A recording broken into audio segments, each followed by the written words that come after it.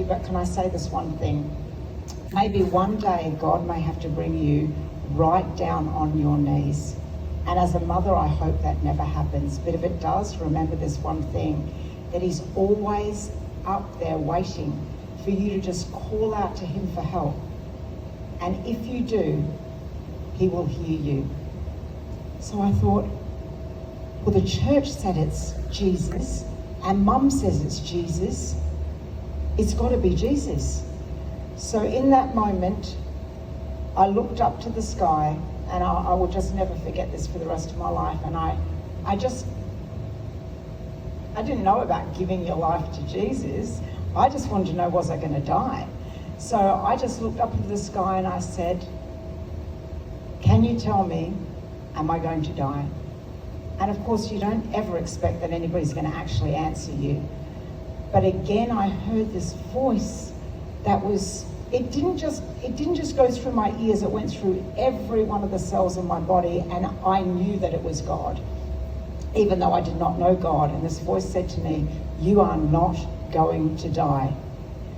I was so excited, but I wanted to make sure he said, not, you are not going to die, you are going to die. It's just one little word, and I didn't want to get it wrong. So I asked him, can you say that again?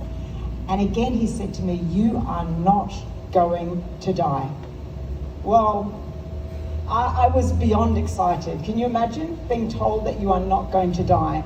But it wasn't long before I started thinking, hang on, I wonder what this God's going to want from me in return. There's got to be something, right? Because I didn't really know God, but I thought he was like a person and he's going to want something back from me.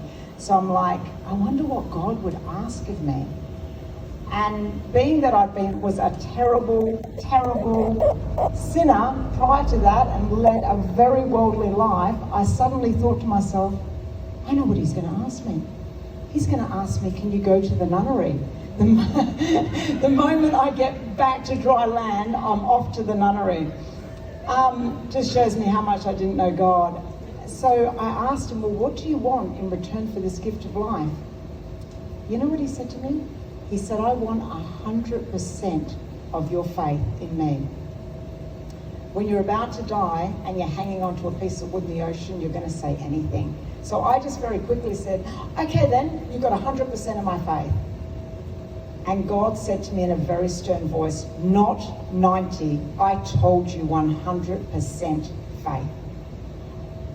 I was very scared after that because I'm like, he knows everything I'm thinking. And then I had to go through all my thoughts and don't think that, don't think that, don't think that. I tried to have 100% faith, but he was invisible and I was in the ocean and I hadn't seen land for days. I had no idea how I was going to be rescued. So I just said, help me. And I felt this, again, it was like a supernatural electrical charge of faith go through me. And I was able to say to God, I have 100% faith in your ability to save me. I had no idea how he was going to do that, but in that moment and for the next day and a half, I knew I was going to be saved. And I believe he sent me back with that message for you, is that he wants you to have 100% faith in him.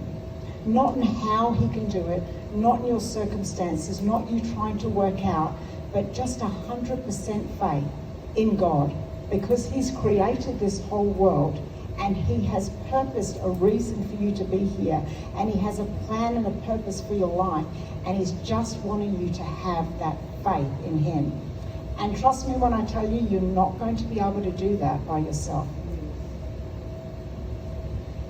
Again, the thing I found out over the last 33 years of this message that he gave me to preach, to have 100% faith, I found out I could very rarely keep it. Very rarely. I failed so many times, especially when my son was diagnosed with autism, when I went through so many things in my marriage. I didn't have that faith. There was many times I stopped having faith in God, but you know the most wonderful thing that I discovered about God is he never stopped having 100% faith in me. And he never gave up. And he kept chasing me. And he kept giving me that ability to give him the faith. It's just like in the Bible where the epileptic man says, I believe, help me in my unbelief.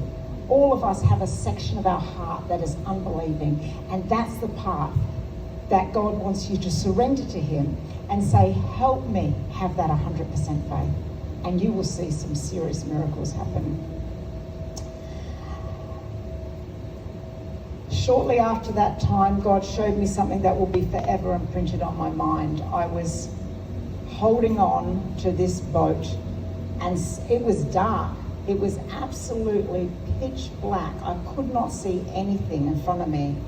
And suddenly this light began to fill the ocean. This very, very bright light that actually covered all the waters. And when I looked up, I saw, and I didn't know what they were, I just saw these three beings standing on the ocean. And they were very close together, as if there was no division between the three.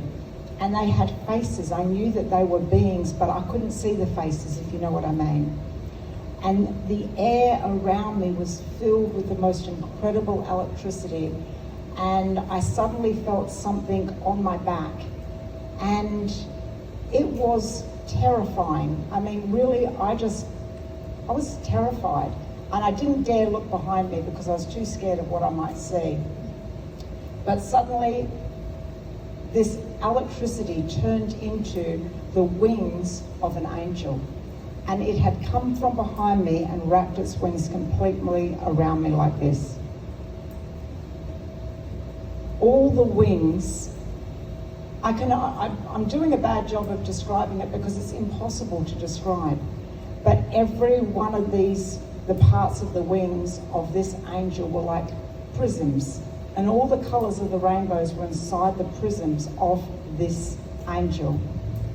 These three angels or beings or whatever, they disappeared.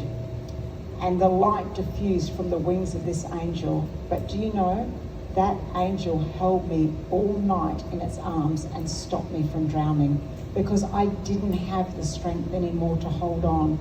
And several times in the night, I would be picked up by a wave and thrown into the ocean, and I would lose contact with that canoe.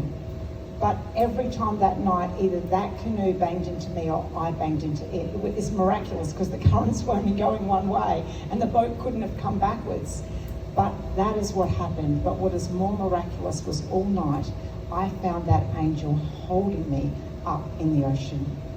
And again, I want to say to you that you may not actually see angels as I have done, but they are everywhere. Am I right? They're surrounding you. They are upholding you, and they are keeping you safe. The devil plans to rob, kill, steal, and destroy and wreck your life. He would kill you if he could, but he can't, because there are angels assigned to protect you and guard you and keep you safe. And they are doing that right now. And you may not see them, but have faith in God that God is protecting you. He goes ahead and fights your battles, and he does not leave you alone. Okay? You may not see them, but know that they are there. The third day, I saw, finally, as the sun began to come up, I saw in the distance, a long way away, 4 islands. And I was making my way to get to these islands.